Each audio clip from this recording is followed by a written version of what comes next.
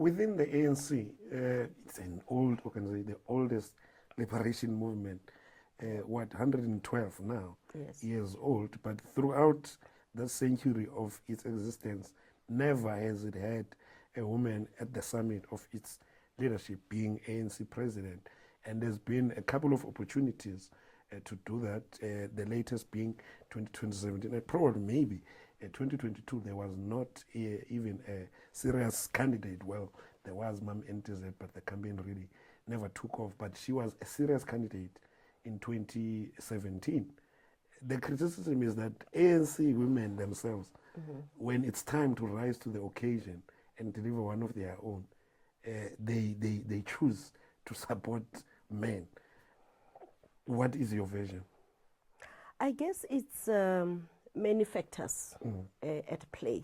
You look at, first and foremost, we look at someone who will be a unifier, because unity is really sacrosanct. And also the concept of GNU has also been motivated by the need to have unity. If you look at the ANC even in the past, it had other parties in government, even though it had the majority.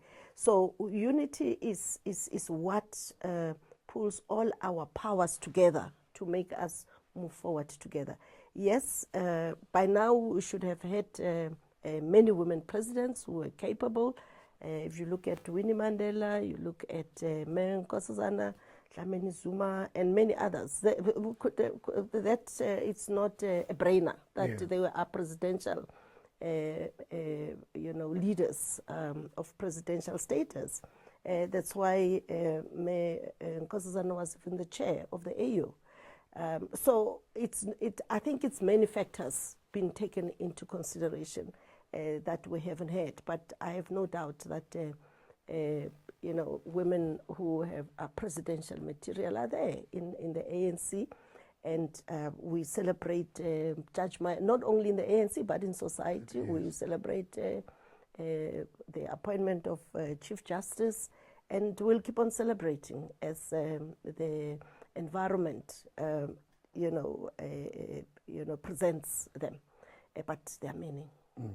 And at the risk of being in trouble with the SG, but I have to ask this question in line with the question that I just asked. Now we heading to the next ANC conference in 2027. Some of us, we live in the periphery of ANC structures. We hear things that are being said. And among the other things that I've heard in many structures, my interaction with branches, with leaders of the ANC, is that they are raising your name as a potential candidate to become that first president of the ANC. If that, when that time, the right time comes for that call to be made, will you hit the call? Well, I've also heard it in the peripheries that you're talking about.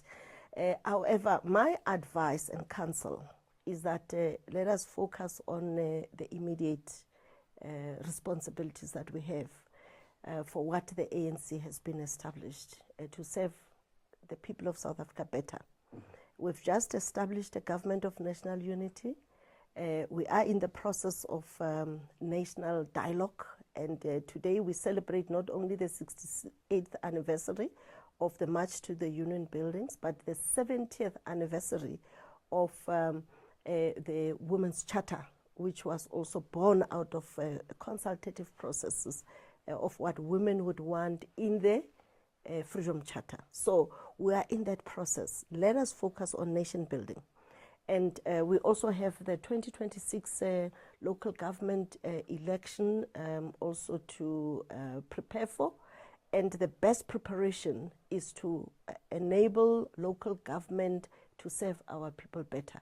And then after those elections, we can then start talking about 2027.